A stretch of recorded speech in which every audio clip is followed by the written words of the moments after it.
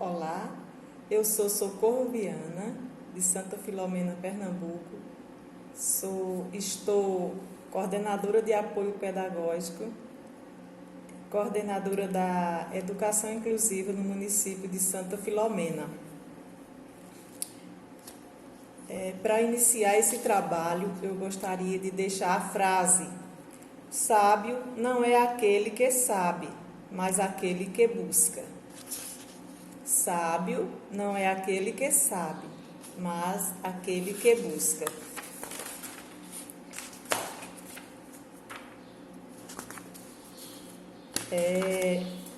Esse trabalho, ele tem o objetivo de compartilhar com a Rede Municipal de Educação de Santa Filomena, Pernambuco, experiências de autodisciplina e autoestima no redescobrir a alegria do aprender.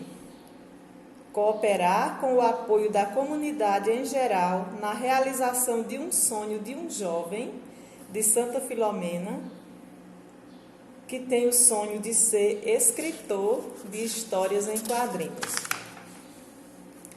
Quais foram as metodologias usadas nesse trabalho? O diálogo, apostilhas e jogos envolvendo as emoções, apostilhas sobre projetos de vidas, diversos jogos de concentração, cartazes, atividades orais, atividades escritas, cartazes, leitura de poemas e histórias em quadrinhos, leitura e produção de histórias em quadrinhos. As parcerias foram Secretaria Municipal de Educação e as psicopedagogas Juglandeia Marques Teixeira, Maria Aparecida Teixeira e a equipe da Secretaria de Educação deste município. Quais foram os pontos positivos? Ajudar alguém que quer ser ajudado. Nos deixa mais felizes e saudáveis. Explicar isso com palavras é difícil, uma vez que só vivenciando a prática é que se chega realmente a entender que ouvir e fazer com que o outro se sinta bem é algo que causa alegria tanto para quem ajuda como para quem quer ser ajudado. Pois ninguém pode ajudar uma pessoa que ela não quer ser ajudada, não é isso? Então, por isso, a justificativa do tema do trabalho: sábio não é aquele que sabe, mas aquele que busca. Quais foram os desafios? Os desafios foram, após 5 meses de trabalho com o atendimento psicopedagógico semanal de 2 horas e depois de descobrir o otimismo, a persistência e o talento do educando, o desafio agora é manter o foco na motivação e na criatividade no sentido de obter apoio de entidades, dos profissionais da educação e da comunidade em geral, a fim de realizar o objetivo deste jovem que busca realizar o seu sonho, que é ser escritor de histórias em quadrinhos. Tudo iniciou no dia 23/4/2020, numa quinta-feira, me lembro até o dia, quando uma vizinha do jovem me falou que esse rapaz estava com uma depressão profunda, sofrendo de uma ansiedade muito forte. E aí essa vizinha veio me perguntar se a gente não podia fazer alguma coisa por esse jovem. Isso foi na quinta-feira. Logo na sexta-feira, dia 24/4/2020, procurei a família desse rapaz. E aí a gente conversou e aí já ficou marcado para que na segunda-feira ele viesse até o Centro de Educação Inclusiva. E na segunda-feira, dia 27/4, foi o primeiro atendimento com esse jovem. Esse jovem, ele chegou aqui no Centro de Educação Inclusiva numa situação muito triste. Ele vinha muito abalado. Ele, para você ter uma ideia, ele não conseguia nem andar direito. E tive uma conversa muito longa com ele, e ele me relatou muitas coisas que estavam se passando na vida dele, na mente dele. E uma das coisas que ele me relatou era que ele tinha sofrido bullying na escola e que toda essa confusão de mente nele tinha começado no segundo semestre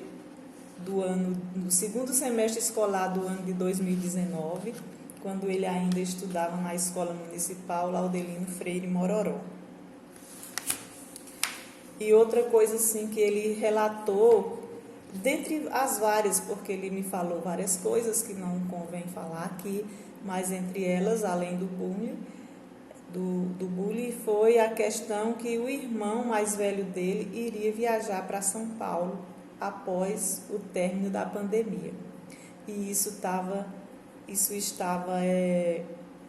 assim, preocupando muito ele.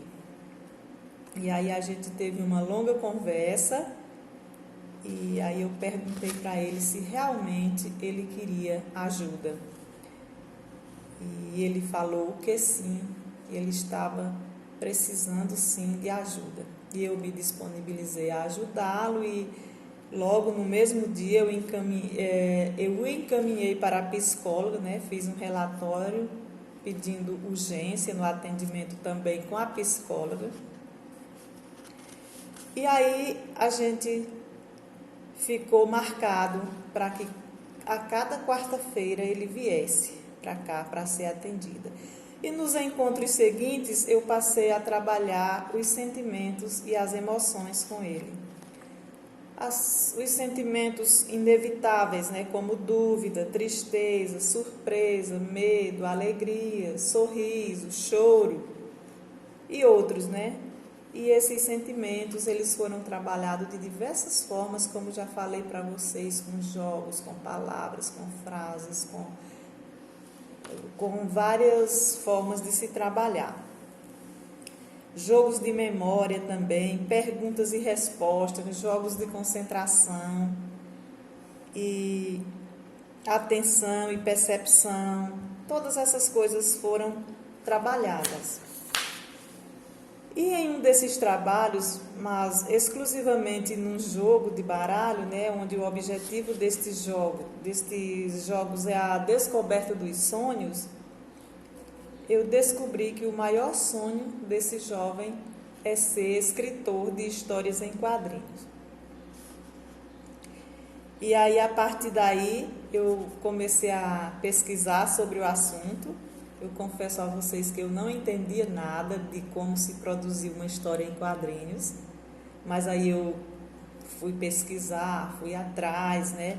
E comecei a trabalhar a questão da história em quadrinho com ele, né? Fui procurar na BNCC, descobri um guia prático sobre o assunto, pesquisei no portal do MEC, pesquisei vários autores de histórias em quadrinhos, e assim a gente teve várias orientações, e à medida que a gente ia descobrindo, ia passando para ele, a gente ia estudando juntos. E aí a cada encontro era passada essas orientações, né, sobre história em quadrinho. Também tinha as sugestões de como criar histórias em quadrinho, completar falas em balões, para que serve cada tipo de balão, como é usado cada tipo, o formato do balão. E porque assim, gente, parece ser fácil, né? Mas não é. Quando você vai estudar, você descobre várias coisas que você lia a história em quadrinho, mas você lia, passava por cima, digamos assim, mas a gente não imaginava que teria tantas regras. E através disso eu consegui descobrir várias coisas. E sempre ele levava uma tarefa para casa sobre histórias em quadrinhos para fazer em casa. E quando chegava o próximo encontro, eu já estava com atividades preparadas para ele. Quando ele chegava, a gente discutia junto sobre a atividade que ele tinha levado para casa e fazíamos uma nova atividade, né? E sempre a gente iniciava o nosso encontro com textos de reflexões. E como, por exemplo, a gente trabalhou como texto para reflexão o poema de Antônio Cícero, que tem o título Guardar. Trabalhou-se A Semente da Verdade, que é um conto folclórico oriental, e outros textos que serviam como base para a gente iniciar o trabalho. Trabalhamos também atividades do programa VIA, que é Votorantim pela Infância e Adolescência, como atividades de convivência familiar, caminho para o projeto de vida, eu comigo mesmo, eu com o mundo. E assim, esse projeto ele tem o objetivo de desenvolver o autoconhecimento e ampliar a percepção de si mesmo. E assim, esses trabalhos, eles eram trabalhados de várias maneiras e de várias formas. E durante esses trabalhos foi percebido também que ele tinha um pouco de dificuldade tanto na fala quanto na escrita. Ele troca, tanto na fala quanto na escrita, ele troca o P por B, T e D, V e F, CH, J, CG e outros fonemas de sons parecidos. E aí foram trabalhadas apostilhas com ele nesse sentido da troca de letras, né? Tanto no atendimento como era entregue apostilhas para ele trabalhar em casa, né? E assim, porque a gente tinha essa vontade e esse desejo que ele também melhorasse a questão da escrita e da fala, porque a gente percebia que a forma que ele falava era a forma que ele escrevia também, com esses sons que foram citados. E, assim, ele é um jovem assim, muito interessado, muito responsável. Foi por isso que eu coloquei o tema dessa apresentação de sábio não é aquele que sabe, mas aquele que busca, porque eu via nele o interesse de buscar, né, mesmo passando por um problema difícil que ele estava passando, mas ele tinha a vontade e tinha o interesse de estar buscando. Sempre eu perguntava se ele estava indo para a psicóloga, ele dizia que sim. E, enfim, esse tema, sábio não é o que sabe, mas aquele que busca, é um tema que deu muito certo para ele, porque ele é um jovem que busca mesmo, ele quer ser tratado, ele vai atrás do que ele quer. Porque assim, uma coisa que eu aprendi na minha vida é que por mais que você queira ajudar alguém, se a pessoa não quer, você fica impedido de ajudá-lo. Mas ele não. A cada encontro eu perguntava se ele queria voltar, ele dizia que sim, e na próxima semana ele chegava pontualmente na hora certa. E em uma dessas atividades para casa, depois que já havíamos trabalhado bastante a questão da história em quadrinho, foi passado para que ele criasse uma história em quadrinhos com um tema livre. Ele poderia escolher o tema e fazer sua história. E quando ele chegou com o resultado, gente, foi muito emocionante. Quando fui ler e analisar direitinho a história em quadrinho, ele havia produzido e eu me emocionei bastante, assim, não teve como segurar as lágrimas. Eu vou passar aqui um pouco para vocês sentirem o tanto que ele é talentoso, né? Eu vou ver se eu consigo aqui, pessoal, desculpem aí que aqui é tudo no improviso. Eu vou ver se eu consigo aqui mostrar um pouquinho para vocês do trabalho. Está aqui no computador, porque eu não estou com esse trabalho aqui agora, mas a imagem parece que não está bem nítida, mas só para vocês entenderem um pouco, né?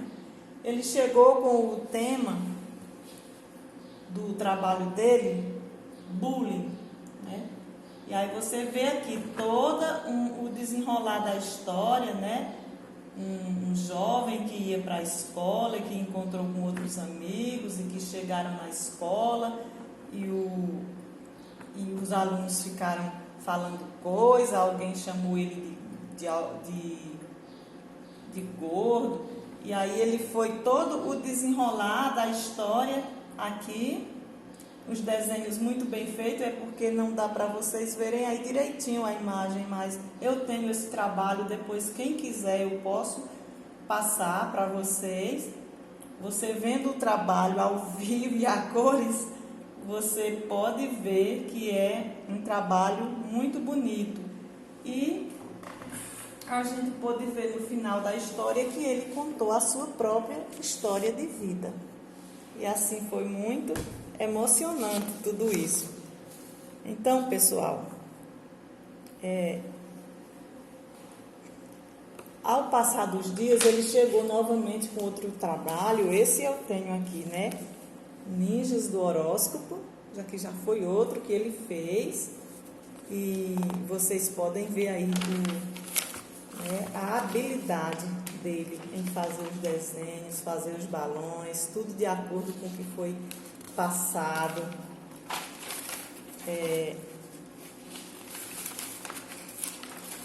Enfim, eu tenho esses trabalhos, depois quem quiser eu posso passar para vocês. Olha, vejam aí a perfeição. E ele desenha tudo isso à mão, gente, à mão. Com materiais que não são materiais adequados para histórias em quadrinhos. Então, essa foi uma das experiências exitosas que eu tive e que ainda estou tendo neste tempo de pandemia. Meu pai sempre falava que não há mal que não traga um bem. O mal da pandemia me trouxe esse jovem para que eu trabalhasse com ele. E esse jovem, ele me deu muito orgulho. E eu quero aqui pedir a ajuda de todos vocês que estão me ouvindo, que estão assistindo esse vídeo. Vamos realizar o sonho desse jovem, pessoal. Ele é um rapaz de família humilde, eles não têm condições financeiras, eles vivem da agricultura e dos programas sociais. Eles não têm condições financeiras para sobreviverem dignamente. E eu queria pedir a colaboração de vocês para que nós estivéssemos ajudando este jovem a realizar o sonho dele. Mas como que você pode ajudar? Você pode ajudar com palavras, você pode ajudar com oração, você pode ajudar com material, né? E assim você sabe que um material para produção de histórias em quadrinhos é um material específico, né? Porque para trabalhar com desenhos à mão e até para escrever nos balões tem que ser um material diferenciado do dia a dia, né? Desses que a gente usa na escola. São canetas diferenciadas, lápis de cores variados, enfim, um material específico para esse tipo de trabalho.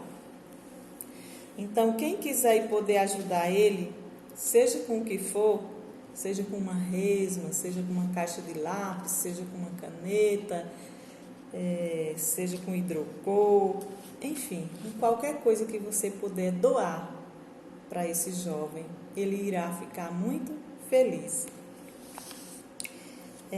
Ele sonha em ter um computador, e a gente sabe que no computador tem os programas, existem os programas próprios para esse tipo de trabalho, né? Para os desenhos, para os balões, enfim, para todo um trabalho em histórias em quadrinhos.